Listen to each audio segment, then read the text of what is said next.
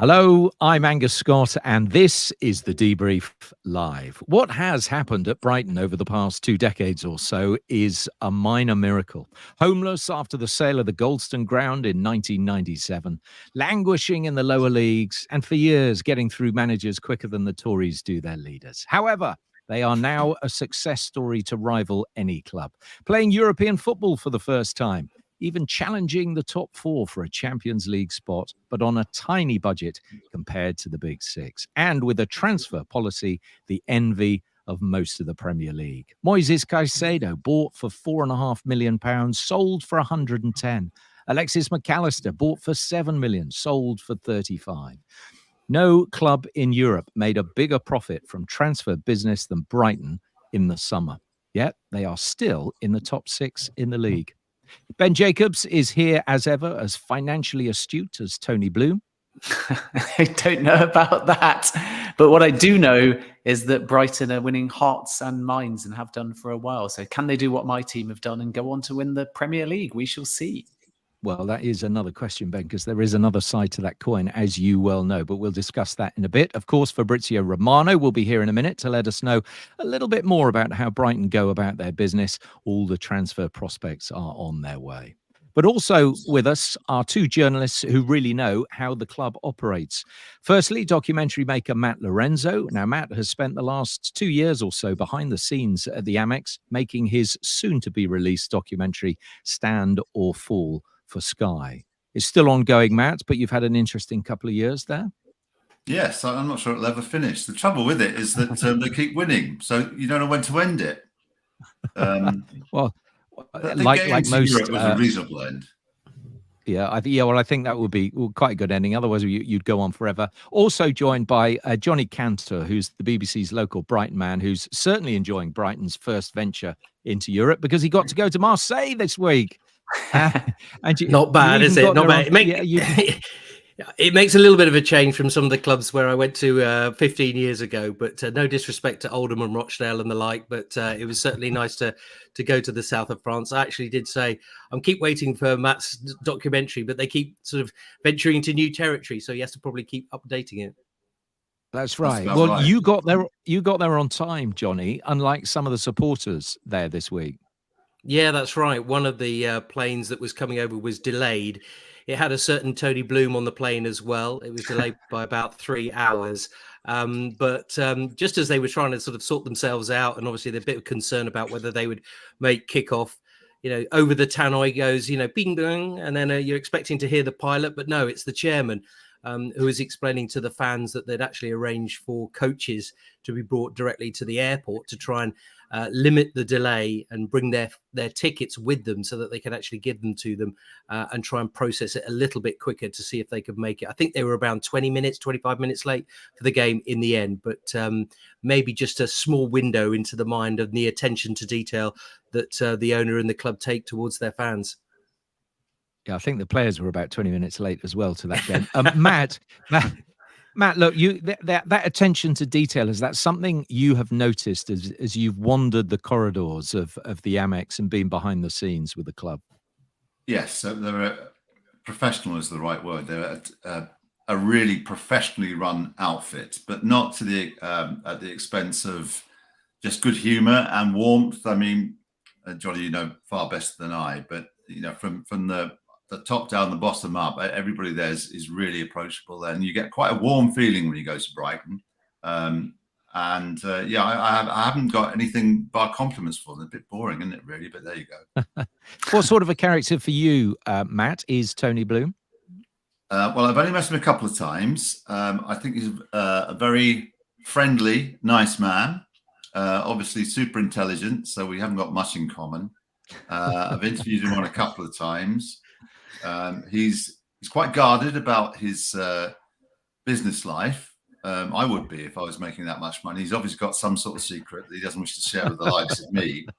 But his work in the football club is just amazing, really. I laugh about Chelsea. They keep giving him all this money for his players. Why don't they just buy him? That would turn the club round instantaneously.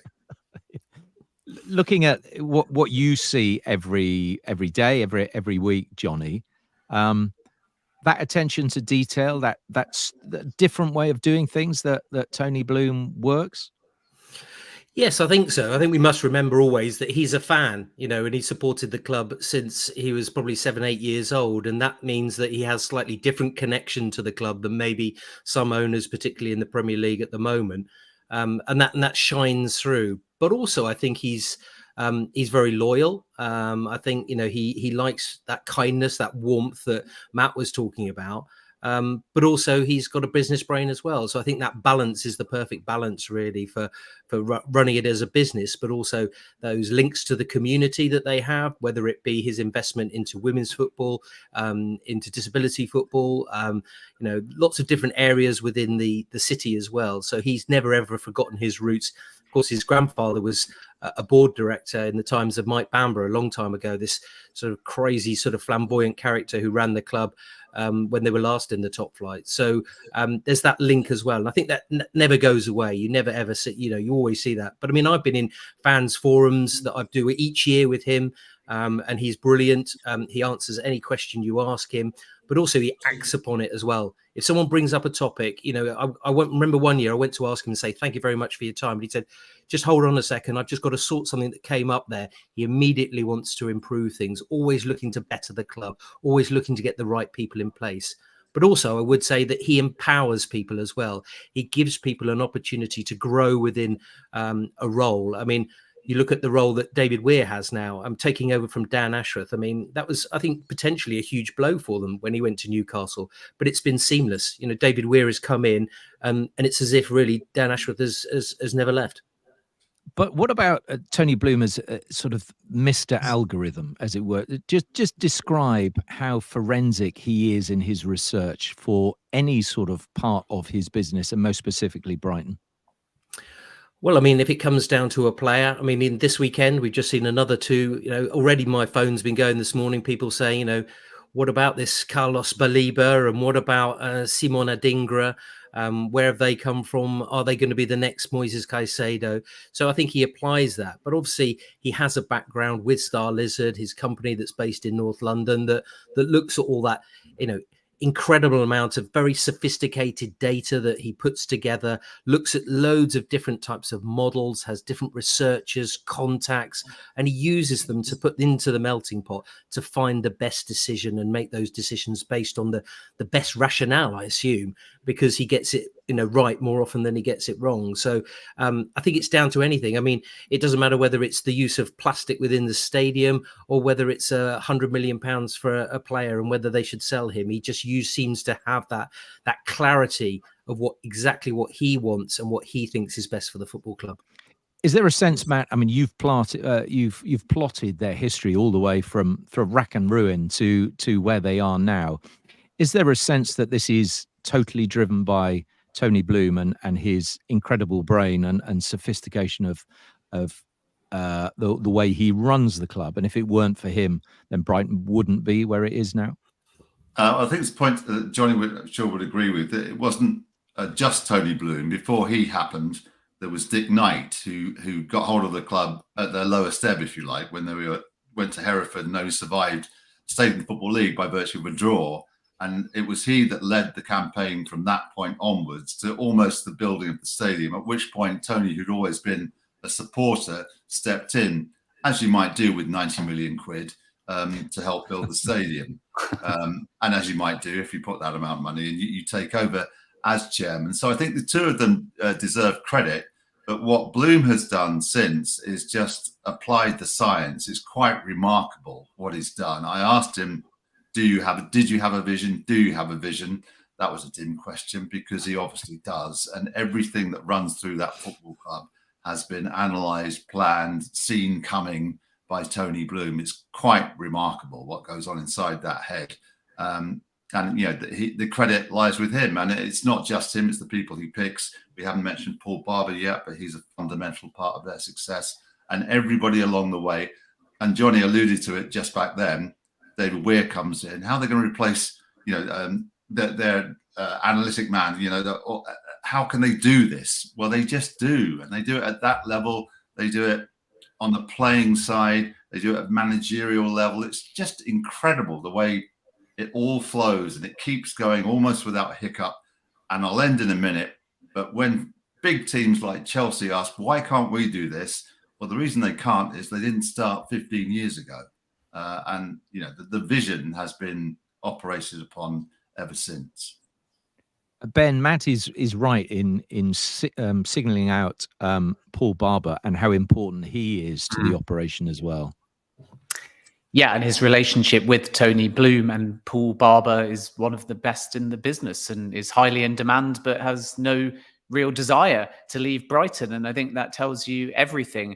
It's interesting comparing Brighton to Chelsea because obviously it is different models, and now Chelsea is a new model and Brighton is an established model with a very specific purpose. And what will be interesting in all of this, I think, Johnny, is what happens to the Brighton model with success, because we saw Leicester get success with a model, and in many ways, financially speaking, it was counterproductive because the success came so fast that everything else had to catch up. And they spent very fast and they went into a bit of financial difficulty. And ultimately now they've got relegated. With Chelsea, it's a little bit different because it's a serial winner mentality from Abramovich into a multi-club model. So I think Paul Barber, for me, is the individual that's the glue at the club because he keeps the model grounded. He makes sure it doesn't move too fast. He makes sure that the end goal is Europe, but not at the expense of any kind of ruin. And when I last spoke to Paul Barber, he made it very clear to me, Johnny, that the model wasn't going to change overnight just because Brighton had got European success. So I suppose that's my question to you. People, if they're Brighton fans, will want to keep seeing progress. How do you balance this Brighton model with the desire to succeed in the Premier League? And how important to that is Paul Barber? He is essential. And a lot of people thought that he probably would leave the club at some point, but he stayed maybe longer than people thought. And I think that is down to the relationship that he has with Tony Bloom. But what I would say as well is that they are very much look at a short, mid and long-term strategy. And Paul is very good at that. I think he foresees challenges. He knows when to make the right decision, and that's really, really important. So but in terms of, I mean, a lot of the fans would say, we have to decide what we want to be as a club. But when I did an interview with Tony a few weeks back, he said there are no ceilings at this football club.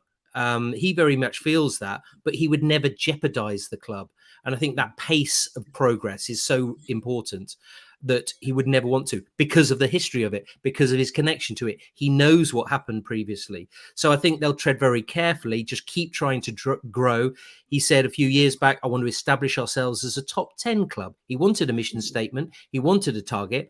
Then once we've established ourselves as a top 10 club, then we want to get into Europe. And just those constant small steps, building. But it's always, they're realistic. They know it's going to be very, very difficult to challenge clubs that have revenues far beyond their means.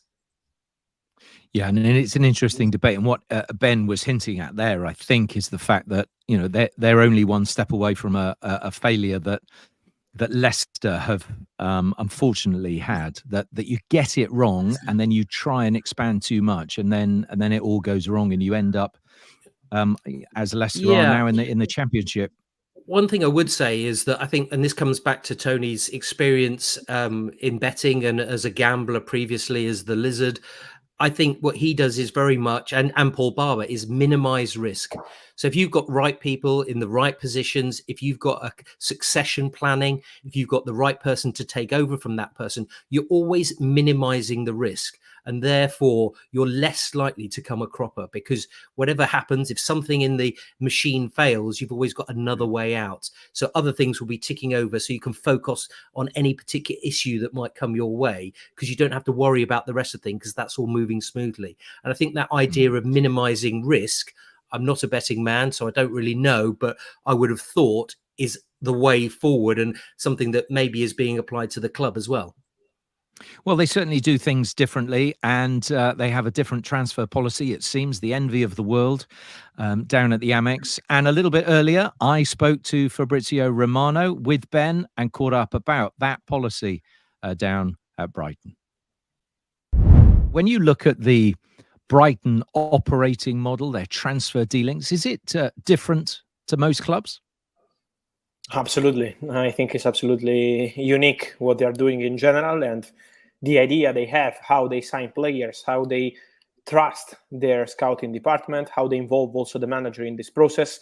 I think it's something absolutely special. And I can tell you that also Roberto De Zerbi, when he arrived there, he didn't know the system that well because he didn't join the club in the summer. You know, when you have, for example, in June, in July, some time to speak to the club and to take your time to prepare the transfer business. But he arrived in September in a completely different situation to replace Graham Potter.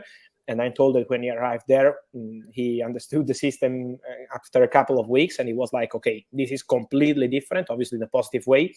And I think what Brighton are doing is absolutely special. So congrats to them. But the interesting thing is they go and get someone like Ansu Fati on loan. That's not the usual Brighton type deal. And he suddenly comes in on loan and is the highest paid player in the club.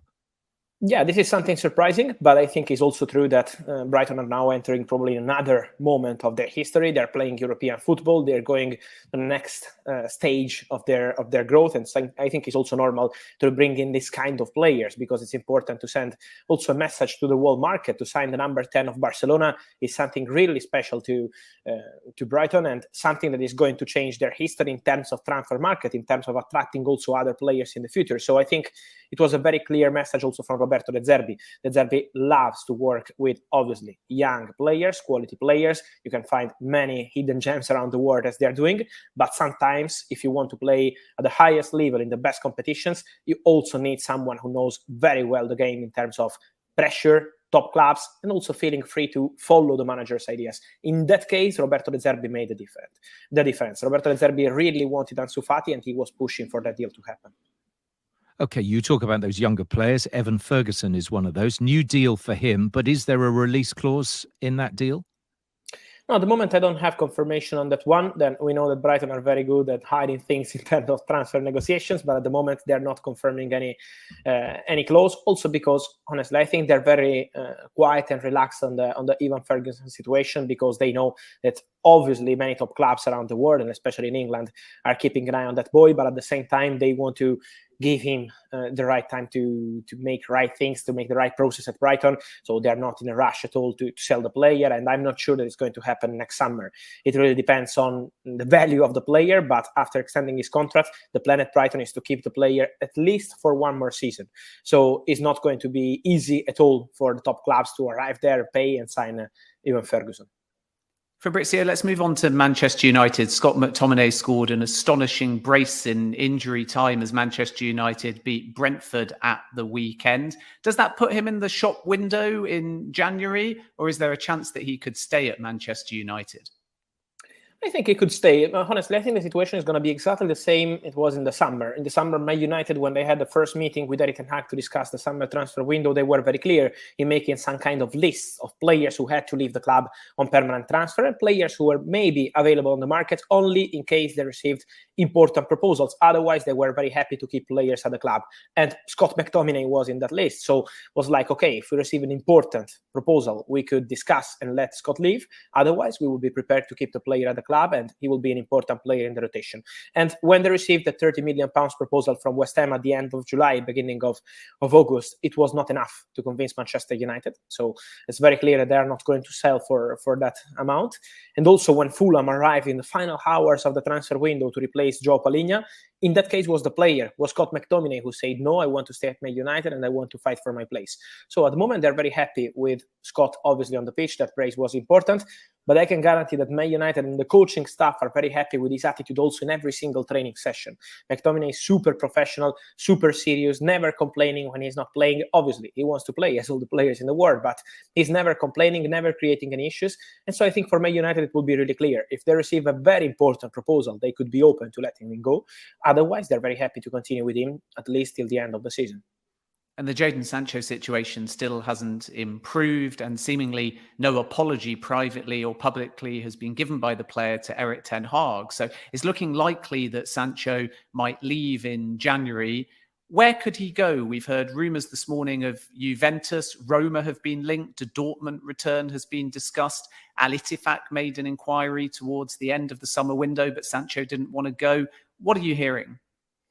Honestly, at the moment, I'm not aware of anything concrete with Italian clubs. I was checking that about Juventus and also about Roma, but at the moment, they are not looking for that kind of player. It's not about Sancho, that kind of position, I would say, for the January transfer window. Then it's still October. Things can change, but at the moment, they're very happy with the players they have in those positions. And so at the moment, with Juventus and Roma, there is nothing concrete. And then I think we have to see what's going to happen with German clubs, because obviously Sancho did very well in Bundesliga. And so let's see if Borussia Dortmund will decide internally to return on this deal, to try and negotiate with Man United. At the moment, nothing has been decided by Borussia Dortmund. I think it will take some time. It's going to be important for them to understand in which European competition they will be, wishing them to be in a European competition, of course, in the second part of the season. And then maybe some other German club could be interested, and English clubs, of course, because there could be an opportunity maybe for a loan deal. Let's remind that for Manchester United, at the moment, they are still waiting to see what's going to happen with Jadon, if he's going to apologize or not. But in general, for Manchester United, when it's a loan deal for an important player, they want the salary paid and also a loan fee. And look what happened with Donny van de Beek. The deal with Real Sociedad collapsed because they wanted the whole salary paid and the loan fee also included. So it's not going to be that easy, but I'm sure that obviously if the situation will continue like this with Sancho not with the squad, the January transfer window is going to be the only solution. What about Conor Gallagher? An uncertain future at Chelsea, despite him having captained the side this season? Yeah, I think it's more than that. Is just a player trying to do his best in a strange situation, because obviously over the summer transfer window there were many possibilities with West Ham, with Tottenham. It was never that advanced. It never reached the advanced stages like, okay, he's gonna leave, but it was negotiated and it was discussed. So obviously Gallagher knows that very well, but at the same time he really loves Chelsea. He's very happy at Chelsea. He wants to fight for his place there. So I think it remains an open situation. We have to see what's going to happen in the next 2-3 months. How's going to be the impact of the player on the pitch, because his contract expires in summer 25, and for Chelsea the message is very clear. It's exactly what they did with Mason Mount. So they want contracts to be extended, otherwise they are prepared to sell players. So the contract extension is going to be a topic for sure for Conor Gallagher. But again, this is something to be decided. I think in the next 2-3 months is going to be really important to see what kind of impact Conor will have on the squad. Now, even though the window's shut, Fabrizio, you're still breaking exclusives, of course, and congratulations on a big one a couple of days ago. Jared Bowen signing a new 7-year deal at West Ham. Give us the details.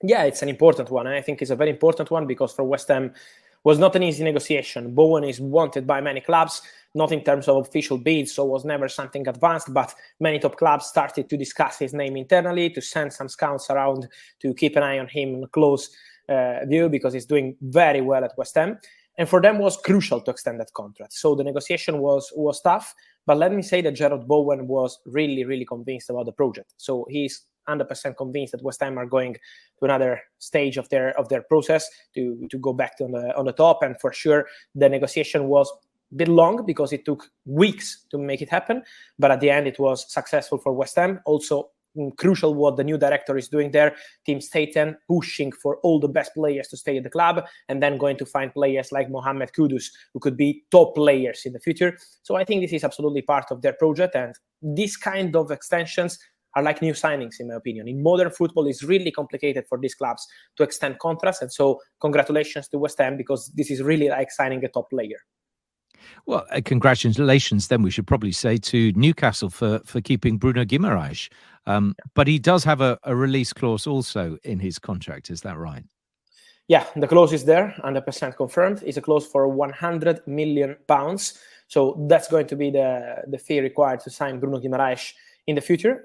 Let me say that Bruno extended the contract because he's very happy at Newcastle, because he's going to receive a different kind of salary. Of course, when he joined from Lyon, was a talented midfielder, but not the super midfielder that we are saying in Premier League on a regular basis now at Newcastle. And so new salary, new long-term contract, very happy at the club. This is why Bruno decided to extend, but also the clause is there. And so it's going to be an interesting situation. Let's see if already next summer or in 2 years. This is going to be crucial, I think, to see where Newcastle will be next season. If they will be in Champions League again, I think it will be very good news for them also to hope to keep a player like Bruno. But in any case, the clause is there, and is £100 million. That's great again, Fabrizio. We appreciate you joining us, and we'll see you next week.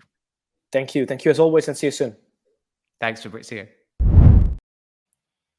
Ben, it's interesting what Fabrizio said about Brighton's transfer policy. We've discussed it here. Do you get the sense there's a slight transitioning now? We talked about Ansu Fati, so they've had to adapt their policy slightly. I think you adapt your policy because of Europe, but you don't change your model because of it. So with Ansu Fati, it's a loan deal, and I think that you take a player of that quality, and ultimately the Barcelona wage was high. So Brighton were always going to be in a situation where they were going to have to compensate the player well, because Barcelona's finances didn't allow a situation where they were going to shoulder the burden of the wages. So that was quite atypical, because Brighton wanted Fati, Fati wanted the Premier League and Brighton. But if that was to somehow in the future turn into a permanent deal, it might be a little bit different financially speaking, because Brighton won't necessarily want to overly rock their wage bill, not unless they get Champions League football. But I think more broadly, the model for incoming and outcomings is very clear. Brighton are rigid at times to make sure they protect their football club, but they're also flexible. And they know that they've got assets who their recruitment model has found, like with Caicedo, signed for 4 million, sell for over 100 million. And when they negotiate, they do so fiercely. They don't always put prices on players. Very rarely do they quote a price from the outset. And they make sure that if they are to sell, it's for the benefit of the player. Sometimes they accept that that player can leave for another challenge. But if it happens, it has to be right for the football club as well. And I think we saw that with Moises Caicedo. We saw that with Alexis McAllister. And they were different scenarios, really, weren't they, Johnny and Matt?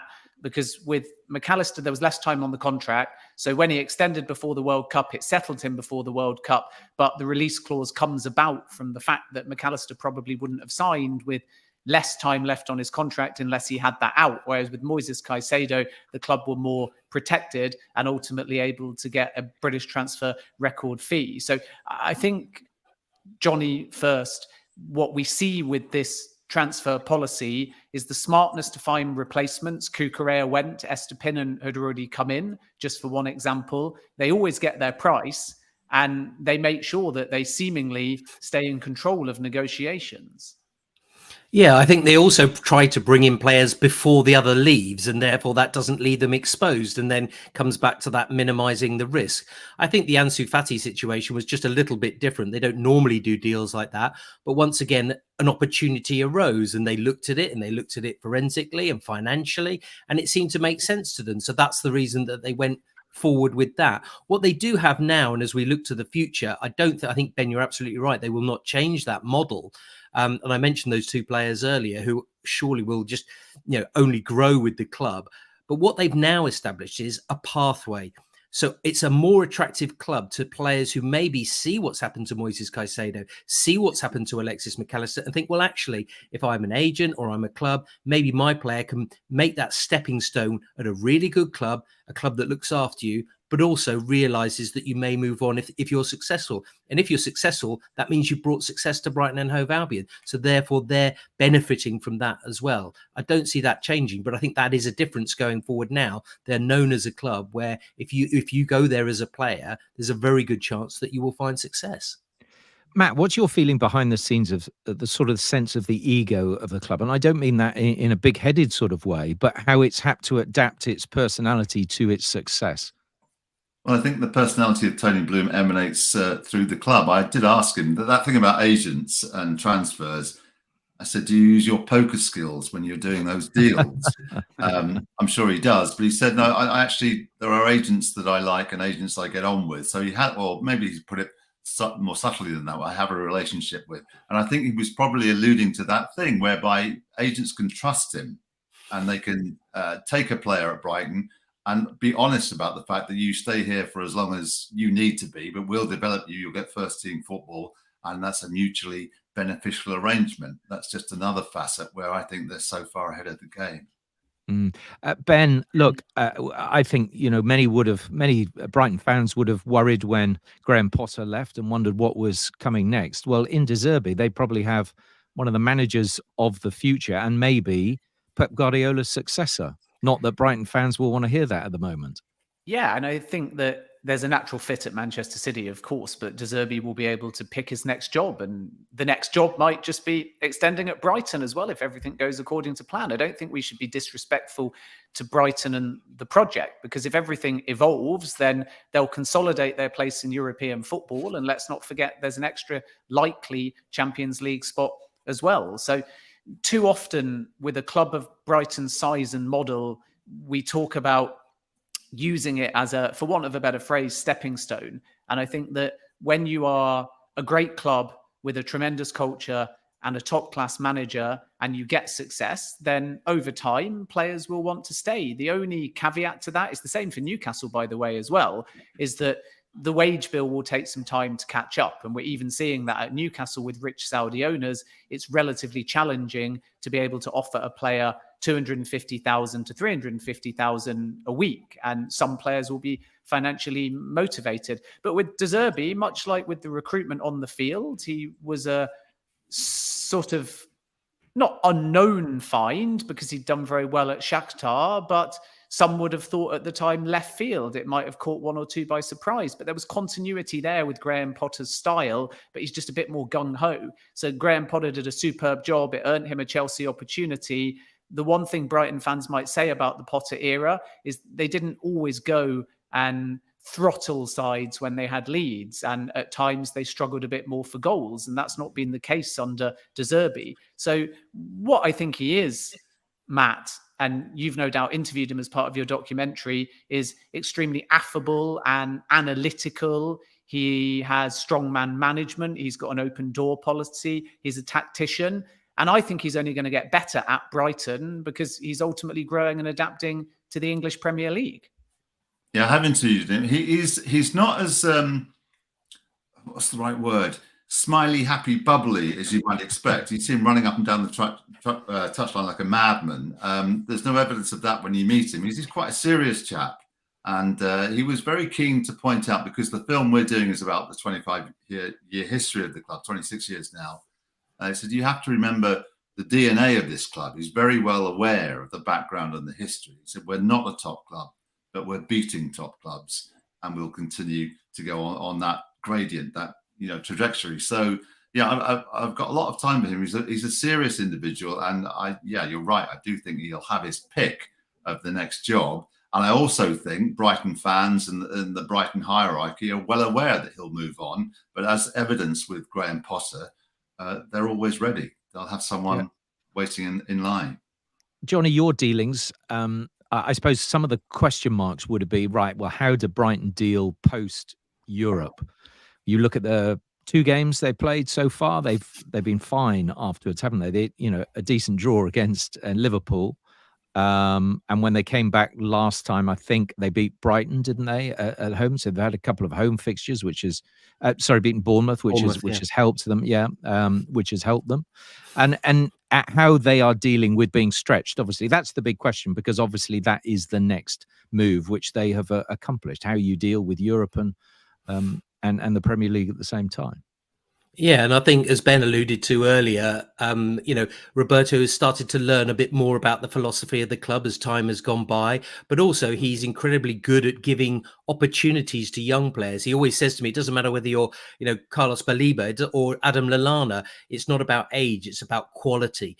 And he wants to give opportunities to them. And I think he was quick to say after the defeat to Aston Villa about Moises, but he was quick to say today is, I'm very lucky to have these players, and that Tony Bloom has got these players in for me. I'm lucky that he has recruited these people. So he appreciates that as well. So I think he'll give people opportunities. I think they are quite a resilient group. I think they've got a lot of leaders. Remember, the likes of Milner, Lallana are in there as well, not just for what they do on the pitch, but off the pitch as well. There's a lovely blend there as well. And I think when we look to the future, we're absolutely right. You talk about Roberto, and we can always say about what might be the next job. But we were talking earlier about Paul Barber, who stayed at Brighton and Hove Albion for a long time. Don't discount the fact that Roberto De Zerbi may actually really enjoy working with Paul Barber, with Tony Bloom and the football club and its culture, and may stay a little bit longer than people maybe imagine. What's your feeling then, as we wrap up, gents, of where Brighton will end this season? Johnny, I suppose to you first, because You're with them day in, day out, more or less. Where do you think that they will finish this season? I think, again, top 10 is what they want. They know that it'll be difficult to equal or better sixth place, which is their highest ever in the top flight ever. So that is something. But I also think Roberto De Zerbi wants to win something. Whether it's the Europa League, whether it's the FA Cup, obviously they're out of the League Cup, but he is hugely ambitious. He wants to win things. And so does Tony Bloom as well. It's that moment. I mean, I'll never forget, him swirling his scarf above his head when they got promoted to the Premier League. That enjoyment is still there as a fan, and he wants the fans to enjoy winning something. They've come very close. We all remember Manchester United, don't we? And that FA Cup final, but it's taking that next step and probably that next chapter in Matt's documentary that he's going to have to do once they've won something is probably there. And then maybe we'll get a smile out of Roberto then, as long as he's had his coffee and his cigarette. Yeah. for you, Matt, look, you started this as a sort of a 25-year history of the club. You've probably had to adapt and change as the success has come along during that time. Yeah, we have. 25 years would have ended quite nicely with a 4-0 thrashing of Manchester United. But since then, they keep getting better and better. And just to borrow a phrase from Tony Bloom, but there is no ceiling. There is no glass ceiling at this football club.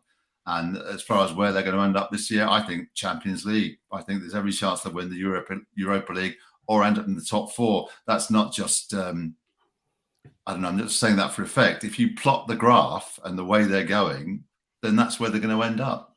I mean, I'm a little concerned about how they started their Europa League campaign, but I can see them pulling that around. But in the way that they came back from 2-0 down in the week. So, yeah, I think that the sky is literally the limit. And Ben, for you? I think they stand a very good chance of top 6. I think Champions League will be a little bit of a push, but right now they're 6th in the table, and I think they can stay there. I can see them finishing above Manchester United and Chelsea because of the slow starts that they've had. The battle for either Champions League, the last Champions League spot, or Europa League football is so tight. Villa are obviously doing really well under Unai Emery, so that's an interesting battle for Brighton in the sense, can they finish above a Villa? Or will a side like Aston Villa ultimately move ahead of Brighton? And then you've got the Newcastle factor there, a new player. So it's tight. But my prediction is that Brighton will be top 6. I also think that the run of games they've had and will have after the international break, 4 games are very reflective of Brighton, what they've achieved and also what they can achieve, because they had Marseille and they were able to get a draw. That's not an easy place to go. They did lead against Liverpool, of course, but they still battled back after those 2 quick goals and they got a point. So there's the character, taking points off a team that have much improved in the back half of last season and the opening games of this season in Liverpool. So that draw, again, is a yardstick of where they're at. And then after the international break, they'll go away at Manchester City, and then they've got home to Ajax in the Europa League group stage. So those 4 games collectively are going to give us a good indication of Brighton, how they respond after travelling away from home, how they respond going away at the defending champions, how they then ultimately regroup, and can they get 3 points against an Ajax side that are really in crisis at the moment. So on paper, Brighton should be winning that game. So my prediction is top 6, but I think we'll learn a lot about Brighton from the last 2 games they've had and into the 2 games that they've got after the international break. Well, we've learnt a lot about Brighton today, thanks to Johnny Cantor and Matt Lorenzo. Thanks for your company, gents. It's been great to have you on board and the background chat around the Amex. And Matt, when will we ever see the documentary? Can you say stop achieving and just be mid-table, and then I can finally get this bloody documentary out? I think I finished the edit yesterday morning. I got to get approval from other parties. I think I finished it yesterday morning, so you can look at late November. Excellent. Well, we look forward to seeing that. And maybe if there's a follow-up, that maybe you do the next 25 years, because it might be even better. Well, I pitched for that already. We'll see. Of course you did. It was a 2-part contract. Anyway, lovely to have your company. Thank you both very much indeed. And also my thanks to Fabrizio Romano. Fab is with us every single week. Ben, we'll be back again next week. I think Man City will be our topic of conversation then. It will indeed. And we'll be previewing that game against Brighton. Absolutely. So, it all fits in perfectly. Thank you for listening. We'll be back with your next debrief next week.